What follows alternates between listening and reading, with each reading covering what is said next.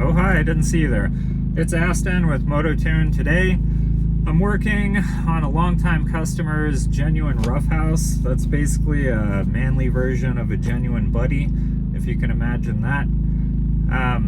He has issues with his gas gauge, which solving gas gauge issues on motorcycles and scooters annoys the shit out of me. They work with these little hanger brackety things that go up and down on a float, and they're not perfect.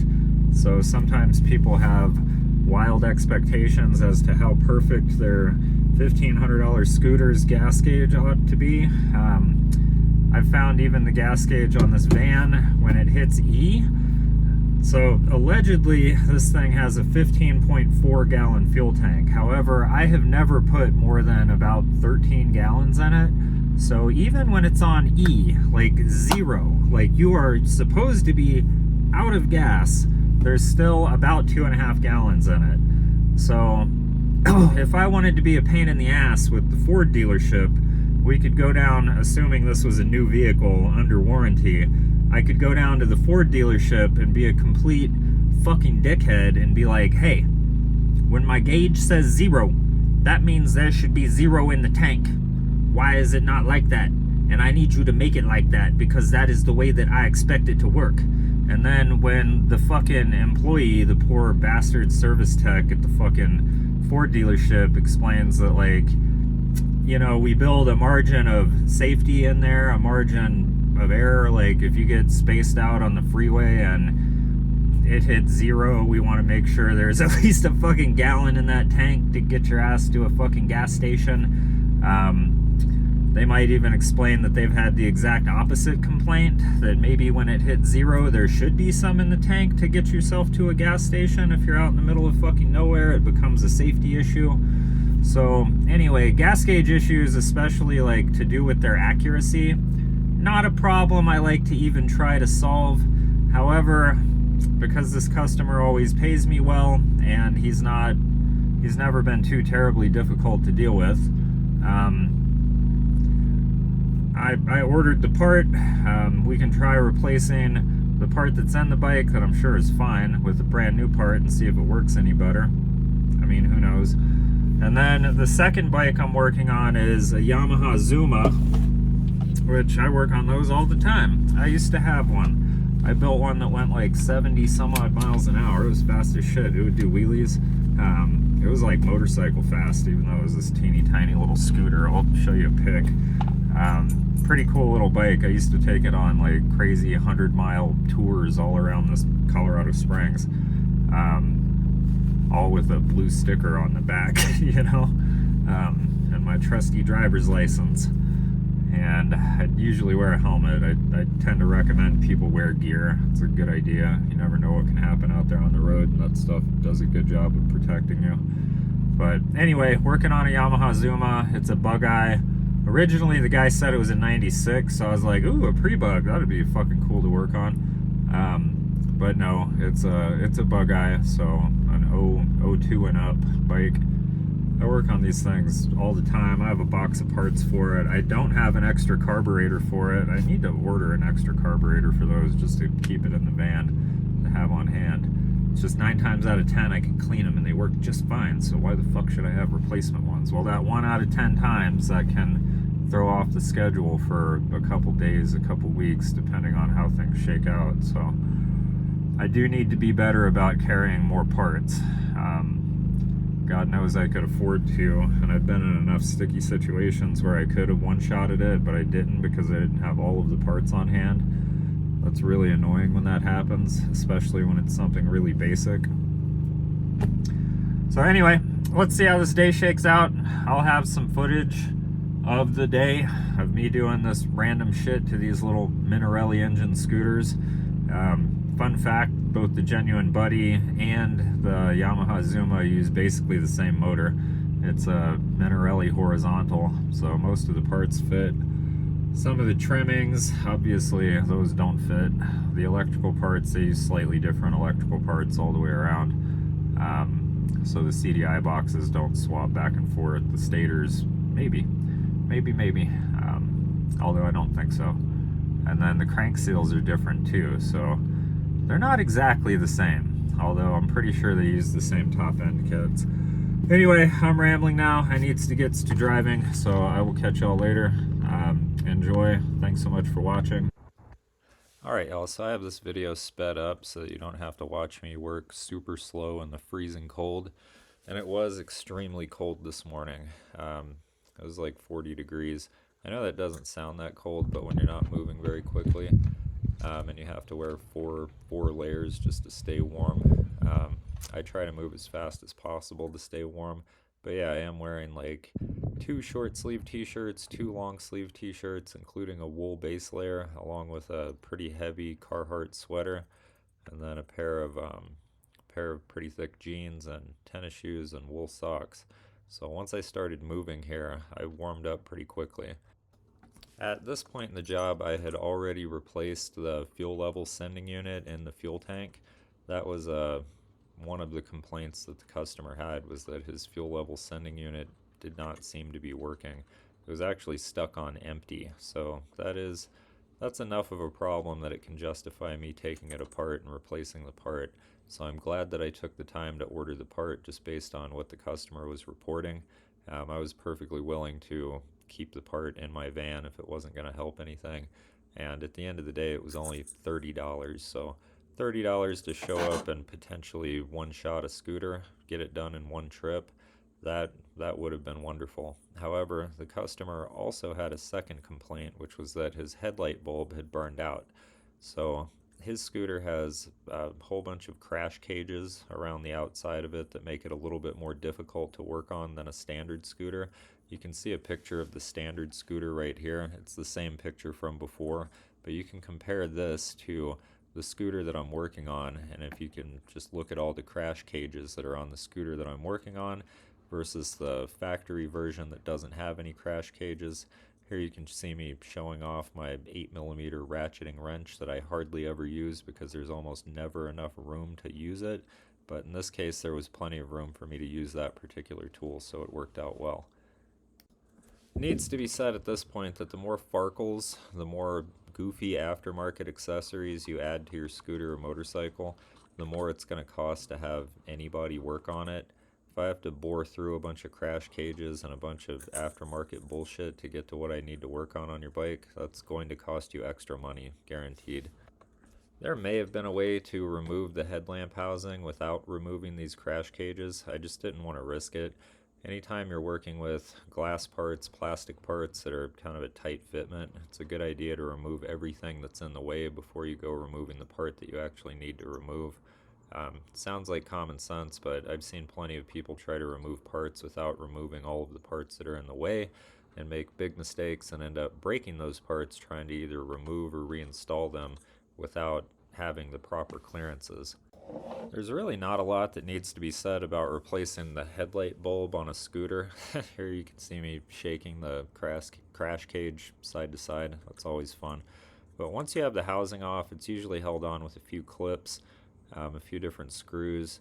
I think I made a tiny mistake here, and I thought that I needed to remove the screw that adjusts the headlamps. I didn't remove it all the way. I immediately realized that it's the screw that adjusts the headlamps. Here you can see me messing with it. Here you can see me noticing that it's not doing anything, that it's just moving the headlamps up and down. So I put it back to where it was and then popped the headlamp housing off.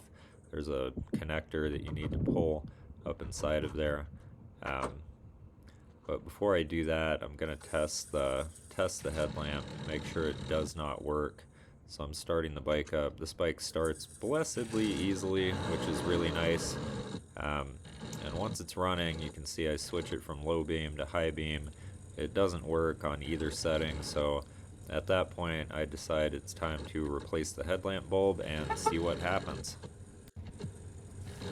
Once I have the housing off and the connector disconnected, now it's time to pull the bulb. There's a connector that's attached directly to the bulb. If that connector is on there really strongly, sometimes it's difficult to pull off. So you might have to go and get a screwdriver or some other leverage tool in order to get enough leverage to be able to pull that connector directly off of the bulb. Um, it's always funny how much you have to struggle to do these simple sorts of things like replacing bulbs. Um, it's just how it is, and you have to figure out whatever way that you have to in order to remove what you need to in order to do what you have to do. Um, that's what it takes at the end of the day. And there's no manual, there's nothing that I can say that's going to explain how to remove tightly fitting parts from other parts. Um, just use leverage, be careful, refer back to my 3 mechanical rules, which are don't lose shit, don't break shit, and pay ridiculously close attention to what you're doing as you're doing it. If you pay ridiculously close attention to what you're doing, the chances of you breaking something or losing something, it goes down to 0 really, really fast. However, what typically happens when people are trying to do do-it-yourself mechanical work is they get frustrated because their first attempt at removing the part doesn't work, and then they very quickly ramp up the force that they're using to remove that part. And when they ramp up the force, what'll happen to you is you'll wind up breaking expensive parts. We call that tuition. You have to pay a lot of tuition in the beginning in order to learn how to do what you need to do to these machines in order to fix them. Mechanical work is all about the proper application of force, but it's also about not getting frustrated while you're trying to do something. So if your first attempt at doing something doesn't work out, just backtrack, even give yourself 5 or 10 minutes. Take a 5 or 10 minute break if you find yourself getting frustrated. Sometimes that's what it takes for your brain to realign itself and figure out what needs to happen in order for you to complete whatever job you're trying to do. This is a little tip for whenever you're replacing headlamp bulbs. Do not touch the glass with your fingers. Your fingers will leave a tiny bit of oil. That oil will heat up at a different rate than the glass around it, and what will end up happening is that headlamp bulb will break way, way, way prematurely if you touch it with your fingers. So if you have to touch it by the glass part, use a rubber glove, a clean rubber glove, or use a clean paper towel. Once I get the bulb installed, it's time to connect the electrical connector, fit the headlight housing, and then test and see if this headlamp bulb works. It does work. It worked as soon as I plugged it in. It kept working until I shut the bike off. However, this one was kind of a heartbreaker, and we're going to talk about that here in a second or two. So I was just talking about how mechanical work is full of frustration. Well, when you're working on these Taiwanese scooters with most of their parts made in China, it's not uncommon to have weird electrical faults. So this headlamp actually burned out pretty quickly after I installed it. I was actually demonstrating it for the customer when it burnt out before our very eyes, which is when he pointed out that he noticed it got burned out when he started playing with the high and low beam settings on the left side switch. So there might be a short inside the left side switch. There could also be a short inside the housing. There could be a short in the wiring harness, either the wiring harness for the headlamp or the wiring harness for the actual bike. This bike gets its electricity from the stator. The electricity for the headlamp, it comes from the AC voltage that the stator creates. That's why it'll run without a battery. So you can remove the battery on these scooters and they will still kickstart and everything will work. It's just your lights might be kind of dim and there might not be enough power to fire the blinkers while the bike is idling. So you'll notice with batteries removed, when you rev the bike up, all of a sudden the blinkers come online. And then when it's just idling, there's not enough power to fire the flasher to get the blinker to click, if that makes sense. So not uncommon to deal with extremely frustrating issues when, like with this, I installed the bulb, it worked fine until I went to demonstrate it for the customer. As soon as I started demonstrating it for the customer, it burned out. It's heartbreaking. So we're going to have to figure out the underlying issue. I'm going to have to come back with some extra headlamp bulbs. Here you can see me struggling with this crash cage because I foolishly took it apart before I reinstalled it. So I got it all backwards. You're going to see me struggle with this. It's a little bit frustrating to watch, I'm sure. It was even more frustrating for me. There were some weird bends on these pieces of metal that did not make it obvious how they fit back on there. But I think I have it pretty close here. But maybe not. We'll just have to see. I talk about this a fair bit, but the gold standard for a mobile scooter repair is to be able to one-shot the scooter, which means to do everything that needs to be done in one trip. And that did not happen today. Oh, hi, I didn't see you there. It's Aston again. I'm coming at you from halfway between my first job and second job for today. So the first job was dealing with a fuel level sending unit. Already replaced that part. Worked out fine. The fuel level sending unit here. I'll show you the old one. This is an issue that is pretty common with fuel level sending units. They get stuck in place. So this thing really should be like falling right now. I shouldn't be able to just put it wherever I want. It should move freely. Sorry. It should move freely right here. Doesn't move freely, so we got him a new one and installed it, and the new one moves freely and works the way that it should. Verified. Filled his gas tank up and it read full on the gauge, so I made sure that the little float was pointed in the right direction so that it would actually go all the way down and read empty like it's supposed to. However, he threw a monkey wrench into the works because his headlamp is screwed up. So I tried replacing the bulb and his bulb burned up. The new bulb burned up like within a couple of minutes of me installing it. So I checked the charging system and the charging system is not overcharging. It's doing just fine. So then I checked the AC volts coming out of the stator. So it's producing about 35 volts AC combined, like 20 on one circuit and 15 on the other. So you add them together, I'm pretty sure that's how that works anyway. You get about 35 volts AC power. That's also pretty normal.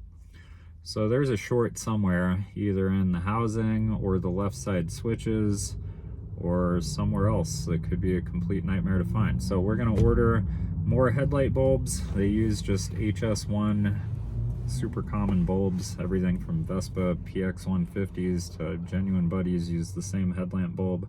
They're even used on a bunch of dirt bikes and quads. Super common. I'm surprised I only had just one sitting around in this van, but that's all I had. At any rate, so disappointed that I couldn't solve that problem for the customer, but I did solve his fuel level sending unit problem, so that's good. But we're gonna have to order some headlamp bulbs and then I'll come back and we'll figure out his headlamp problem with any luck. Hopefully it doesn't become one of those issues that I have to tear the bike completely apart to get to. That would suck. Anyway, now I'm headed to my second job. That's a Yamaha Zuma bugeye. Show you right there. That's what they look like. Super common scooter. I work on them all the time. In fact, I'm working on another one later on this week, so hopefully you'll be able to see some of that too. So yeah, let's see how this second job goes. So the first step to working on a bugeye Zuma is to remove all the bodywork. So there's video of me putting all of the bodywork back on a little bit later, so if you're curious about how that happens, just scroll forward until you see me putting on the bodywork. In the meantime, I have to remove the airbox from the carburetor. So there's two number 3 Phillips screws on the left side of the bike, on the port side, if you will, if you know nautical terms. Then I had to use a screwdriver to pop the boot off. The boot was a little bit stiff on this bike, so I needed the screwdriver to both pop it off and put it on. If your boot is supple enough, you can do this by hand pretty easily. However, it was cold outside and this bike has some age on it, so all of the rubber is a little bit harder than we would like. So like a big ol' idiot, I ran out of batteries in the past couple of days, so I did not have a battery to test the scooter with. So I just left the old battery installed and decided that I would diagnose and repair it using the kickstart only. So it's pretty hard to hand choke a scooter and work the throttle and kick the Kickstarter all at the same time. So I'm going to use a little bit of carburetor cleaner here and skip the hand choke. I'm going to spray a tiny bit into the intake side of the carburetor, and then I'm going to kick the bike using the Kickstart a few times until it starts. I only need it to start and run for a couple of seconds. This will tell me that the bike has compression, that it has spark, and that it's ready to be repaired by cleaning the carburetor. So So it runs for a second or two and dies. That tells me that it has a fuel system issue. We're going to start by cleaning the carburetor. The first step to cleaning the carburetor is to remove the carburetor. We've already done the first step, which is removing the airbox from the left side of the bike. Again, that's just 2 Phillips head screws, and then you have to kind of work the intake boot off of the intake side of the carburetor. I've already tested it with carburetor cleaner. We know it's going to work, so now we have to remove the carburetor. I actually ran into a small problem, a little snag, when I went to remove the carburetor on this bike. So there are two screws, they're M5 size, but 2 screws on the front of this little tiny 14mm carburetor. You have to remove those 2 screws in order to get the throttle cable brackets removed from the carburetor slide, the slide actuator. So those 2 screws were stuck in place, so I got one loose, but the other one, if I kept going, I was going to strip it. Here you can see me trying to remove those screws right now as we speak. So that one's giving me trouble. And I could see that, like, if I applied any more force, I would just wind up stripping the screw. So what I'm going to attempt to do is clean the carburetor without removing it from the bike. So I'm going to disconnect the vacuum line, disconnect the fuel line, remove the carburetor from the intake manifold, and then I'm just going to flip it upside down as best I can with the throttle cables attached, remove the float bowl, clean the pilot jet, get everything in there as clean as possible. Hopefully it's pretty clean, but we'll have to see what it looks like once I get inside of there. Although I'm pretty used to it, once you get the bodywork and the seat off of a bugeye Zuma, it all just kind of looks like a mess inside there. Yamaha did their best to package the engine in such a way that you would still have underseat storage, and it's all packaged in there in a really nice way. So you get a gravity feed fuel tank. You can see that up there toward the top left of the frame, and then if you look at that white plastic, that's your oil reservoir tank. So you fill it from the very top, and then it goes down and it gets stored via a little transfer tube there. It's all very, very clever, and it's designed to pack as much stuff into as little space as humanly possible. All of the rubber parts on this bike are getting to the point where they're hard to work with, so I wasn't able to remove the fuel line, the vacuum line, or the oil line using just my fingers. I had to use some English with that there needle nose set of pliers. Just wiggle your rubber lines around and then kind of force them over their barbs. There's all kinds of stuff that can happen while you're removing rubber lines, everything from tearing the rubber line to pulling the brass barb out of its housing with the rubber. That's always fun, and usually you have to either replace parts or glue that thing back in before the bike will work properly again.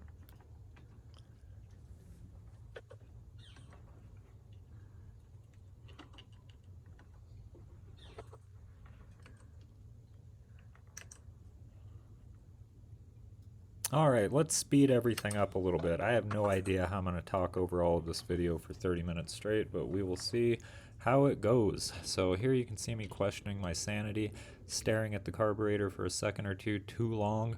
That's because I'm wondering if I should take the time to extract the screw, or if I should just clean the carburetor in situ. In situ is a fancy Latin word that means where it's at. So the ideal way to clean the carburetor would be to remove it completely from the bike, take it completely apart, and look at that. We got the float bowl off, and it is not too filthy inside there. Not only that, but the needle is moving free and clear. So it's looking good. Like, all we need to do is remove the pilot jet, clean out the pilot jet, clean out the pilot jet orifice, pop the main jet, do the same thing to that one. Make sure there's no debris inside the float bowl. Make sure there's no corrosion and no debris inside of the carb body. So we're going to do our very best to clean this carburetor exactly where it sits without removing the throttle cables. So hopefully this works out as well as I think it will. Here I'm playing a bit fast and loose, and I'm just blowing out the pilot jet using some carburetor cleaner. I'm going to do the same thing to the pilot jet hole on the carburetor. Don't worry, the black plastic on this scooter is all pretty faded. This carburetor cleaner is not going to hurt it one bit. It's not going to hurt anything else either, although be careful, don't get it in your eyes. It hurts when it gets in your eyes. I get it in my eyes at least once a week. It hurts like hell. Sometimes I even wish I had a portable eye wash station with me. That would be helpful some days. But I'm not even going to use any compressed air on this carburetor. My air hose would reach. I could have totally used it, but I'm not going to. So I'm going to put the pilot jet back where it goes, and then we'll reinstall the float bowl, reinstall the carburetor, and see how this bike is going to run, both while it's idling on the stand and while it's under load and I am test riding it. It always blows my mind how one bike, like this bike, can sit for 3 or 4 years. It's actually been sitting since 2021, so that's roughly 4 years or so. It's been sitting for 4 years and the carburetor is barely even dirty on the inside. It doesn't have the little ethanol stalactites hanging off of the pilot jet tower or the main jet tower. It doesn't have any kind of corrosion on the float bowl. Sometimes it makes me question my sanity because I'll get other bikes that have only been sitting for a year, and there you saw me drop my screwdriver like a total amateur. That does happen occasionally. But like I was saying, and then I'll get other bikes that have allegedly, supposedly, according to the customer, they've only sat for a year or so, but then there will be, it's just a fucking like crazy mess inside there, and I have to use an ultrasonic cleaner in order to get the carburetors even remotely clean. And I think it comes down to the type of gas that people use in their scooters. So bear with me here. My theory is that 85 octane gas, which is our low octane here at high altitude in Colorado. Anyway, I know that your low octane in California is like 87 octane. I assure you it's 85 here. You don't have to argue with me in the comments about what low octane gas is, even though I'm sure I'll get all kinds of argumentation in the comments about all kinds of dumb shit that I don't even care about.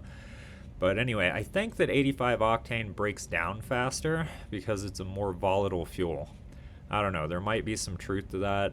91 octane, higher octane gas is less volatile. It's harder to make it explode. So I think it's harder for it to break down when it's exposed to oxygen. But again, I could be completely wrong. If you know that there's some truth to that, or if you can argue against it, feel free to do that in the comments. It would be great to have a discussion or start a discussion about ethanol. In fact, I need to do an entire video about ethanol because that stuff is disgusting. And I wish we had a better supply of ethanol-free gasoline for our carbureted motorcycles, for those of us who still enjoy carbureted motorcycles. It would be really nice not to have to take a special trip to Chief Petroleum, which is our local specialty fuel supplier here in Colorado Springs, every time I need some ethanol-free gas. So because this bike has been sitting for so long, I'm going to exchange the fuel from its tank with fresh fuel. So to do that, I'm going to hook the carburetor up to my test bottle, and I'm going to run it on a test bottle. That'll introduce a vacuum into the vacuum-actuated Petcox vacuum line. Vacuum, vacuum, vacuum. And once it's running, what'll happen is all of the fuel will spill out into a pan that I have hanging off of the port side of the bike. It's not hanging, it's sitting there on the ground. But that's what'll end up catching the fuel once I get it started. That's the fuel line sticking up in the air there. And it's going to take a second to get this thing running right, because they rarely want to just fire right up after they've sat for 3 or 4 years. So it's going to die. There it is. And she's dead. So I'm going to adjust the idle a little bit. I'll turn the idle up. I will rev it. I'm going to abuse it a little bit once it gets started. I'm going to rev the shit out of it and see if I can't get it to settle down into a nice idle. And whenever I'm running a bike on a test bottle to empty its fuel tank, and this is something that we do on scooters, you don't generally have to run a motorcycle on a test bottle in order to get it to drain its fuel tank, although some of them have vacuum-actuated petcocks too. And that's really one of the only ways to get the fuel out of the tank without flipping it upside down and pouring it out through the top. So here you can see me abusing the bike a little bit. I'm just going to rev the shit out of it. Revving the shit out of it, it clears out whatever's inside the carburetor, it clears out whatever dust and crap is accumulated in the engine since it's been parked. But anytime I'm running a bike on a test bottle and exchanging its fuel, there's a lot of waiting around. And while I'm waiting around, I like to listen to how the engine is idling. I like to try revving it as it heats up. Of course, the engine's not going to get all the way up to temp because we don't have it under load, but we can definitely get some heat in it before we try to ride it a little bit later on. And if this was some kind of high-speed race engine with a lot of compression, it was very fragile, high performance, I would not be revving it like this without making damn sure it was up to temperature.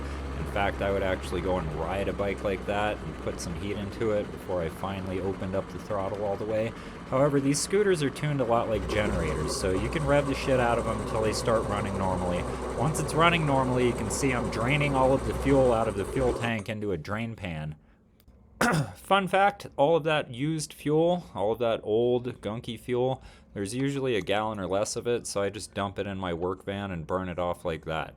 It doesn't end up in the local creek. I don't pour it out on the frickin' ground. Like, I do dispose of as much gasoline as possible, as properly as possible. That's part of how I do business. But once all of the fuel is out of the tank, all of the old fuel, I use the fuel in my test bottle to start filling up the fuel tank, and then I will go ahead and install the factory zip tie, the reusable zip tie that holds the vacuum and fuel lines to the left side of the frame rail on the Bugeye Zuma. And then I'm going to go and get one of my gas cans. Actually, we're not going to use my gas can. This customer filled up a 2-gallon gas can for me. So I went ahead and filled the tank all the way up using his gas can. And now here we are firing it up, seeing how it's going to run on its own fuel supply, using its own fuel tank. Let's see how this goes. Now that the bike's running properly, carburetor's clean, it has a fuel tank full of fresh fuel, it's time to start putting the bodywork on. So just bear with me, you guys. This voiceover, I know it goes on and on and on forever and ever. So truth be told, half the point of me shooting and making these videos is just to get better at video editing and also to get some content out there about my business. Content drives business results in ways that I just can't explain. I don't have time to explain to you how well that works in terms of business, but yeah, we're not even going to get into that. This is all just, it's basically just business content. If you find you enjoy what I have to talk about, or you enjoy the visuals, or you enjoy anything about these videos, hit the like and subscribe buttons. It really does help me out a lot. But yeah, it's not meant to be high production value. I know I'm sharing some useful information here, but it's not exactly super well organized. I'm just trying to get better at pre-production, post-production, everything having to do with producing videos. It is a skill. It's not something that comes easily to a lot of people. I know a lot of people on YouTube make it look easy, but there's nothing easy about shooting these videos, editing the videos, adding the B-roll, adding the voiceover, editing the voiceover, worrying about how it's going to be received, even though hardly anybody watches this stuff. It's all just a ton of stress for not a whole lot of reward most of the time, except for the fact that it does drive traffic to my business website, and I do get business off of this stuff. So it kind of happens indirectly. Like, nobody who's watching this video right now is going to call me up to fix their scooter. Chances are you're in Timbuktu somewhere and you have no idea where I'm even at. You're just watching a guy work on a scooter. Or hopefully you'll see the part of me working on the scooter that's going to help you work on your scooter. That's my sincere hope, is that something about the visuals, something about the voiceover, something about this video here is going to help somebody working on their own scooter. That's the whole point of the video, if we really want to get down to brass tacks. But let's zoom in a little bit. Putting the bodywork back on a Yamaha Zuma need not be terribly difficult. There are 4 10mm screws that hold the seat bucket down onto the frame. Once you get those 4 10mm screws, you can call them bolts too if you want, then you can fit the side panels onto the bike. There is a little rubber tray that fits over the side panels. That little rubber tray also fits over the seat, and it fits over the rear fairing panel. So the side panels fit on with no fewer than 4 different bolts. There's one across the top, 1 and 2 in the back, and then there's the big silver one that attaches it to the front, like, kick plate there. So there's no need to be intimidated. It's all just plastic parts. They all fit together in a pretty obvious way. If you just start at the back and work your way forward, I found that's a good way to do it. That rear fairing panel, the one that fits on at the very top, that I'm not about to throw on, but I'll throw it on here in a second or two. Right now we're just doing the left and right sides, and then we'll throw the topper on there. And then the bodywork will be all back together, and we'll be able to fire it up and see how it runs. Actually runs under load. We know it runs well under idle with no load on the stand, but there's a difference between running idle and running under load actually on the road. Hey, and look at that. If you'd imagine it, I'm a poet and didn't even know it. I haven't counted the number of screws it takes to remove the seat and bodywork from the rear of a Yamaha Zuma, but it's got to be like 20 or 30 something. So just be patient. Also know that you don't have to fit all of them back in. Some of them, the tabs might be broken. You might lose the clips. I think Yamaha purposefully fits about twice as many screws as are necessary to hold all of the panels on. So if you end up missing a few, it's not the end of the world. Don't freak out. You can always buy more screws. You can always buy more clips if you really want to be a completionist and get all OCD about making sure that every little last screw, the way that the factory intended it, ends up back where it should go. The fact of the matter is most of these scooters are so old that at this point they're missing a bunch of screws just from different people working on them over the years, over and over and over again. The very last step to getting all of the bodywork back onto a Yamaha Zuma is to, well, you got to fit the battery box cover. I usually just snap that in place. I almost never put the screws back in, although if I removed them, I will put them back.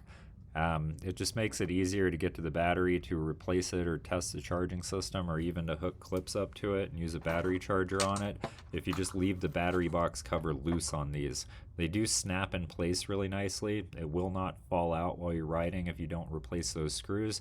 In fact, I'm not even 100% sure why the screws are there, except something about building the bikes at the factory, everything has to be screwed down.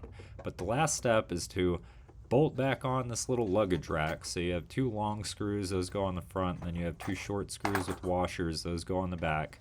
I always use an impact for this. Sometimes the actual luggage rack doesn't fit very well. They are not perfect from the factory. The quality control on that particular component is not great on these particular scooters, so it's a good idea to leave all of the bolts loose before you tighten all of them. Don't tighten them one at a time. If you do that, you will never fit the third or the fourth one back in. So one of the disadvantages to mobile repair, and yeah, if I'm being honest, there are a few disadvantages, but I do not get to test your bike as extensively as I would be able to if I had your bike at a shop. That's one of the huge things, is I only get to test your bike, I get to start it up.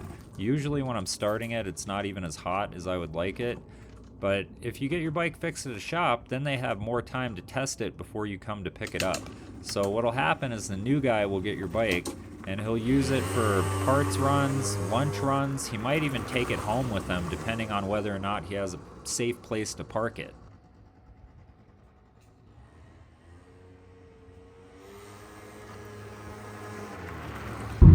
Oh hi, I didn't see you there. Yo, it's Aston with MOTO2N, the scooter guy. Today I worked on two scooters. The second scooter, the Yamaha Zuma, I could have one-shotted that if I had a battery in my van. But I ran out of batteries like day before yesterday. I haven't ordered more because it's that time of year. I don't know if I'm gonna need more, or if so, how quickly I'm gonna need them. I should really order like more than I need because prices are gonna go up. So there's that. The first scooter had a headlight issue, so I put a new headlight bulb in it and it instantly burned up. So I checked the AC voltage coming out of the stator. It has the appropriate amount of voltage coming out of the stator with the engine running. Checked that, checked the charging system. The charging system was charging the way that it should. So I can only think of like an issue with the right side switch. Maybe it's shorting out inside there, maybe it's shorting out at the housing, maybe it's shorting out at the wiring harness. Anyway, electrical shorts are difficult to find, like really difficult. So I need to order more headlight bulbs for that first scooter that I worked on this morning. I guess the good news about the first scooter that I worked on is the fuel sending unit that goes inside the tank and tells the owner how much fuel is inside the tank. His old one was actually broken. I have that on camera. I showed it to you. Anyway, you've seen that. So I'm just driving home. It was an okay day money-wise. It was a great day as far as customers go. It was a pretty good day as far as working on the bikes go. So I really can't ask for much more. As much as I would like to be able to one-shot every single bike that I work on without having to come back for second trips, without having to order parts, that doesn't always happen. In fact, most days are like today. They're pretty mediocre. Nothing really crazy to report, nothing really awesome to report, just a pretty standard day. Put some money in the bank, we made some contact with customers, we worked on some bikes. It's not as good as it gets, but it's pretty darn good. Overall, not a bad day. So thanks so much for watching. Like and subscribe if you care to see me again. If not, maybe I'll pop up on your feed again. Who knows?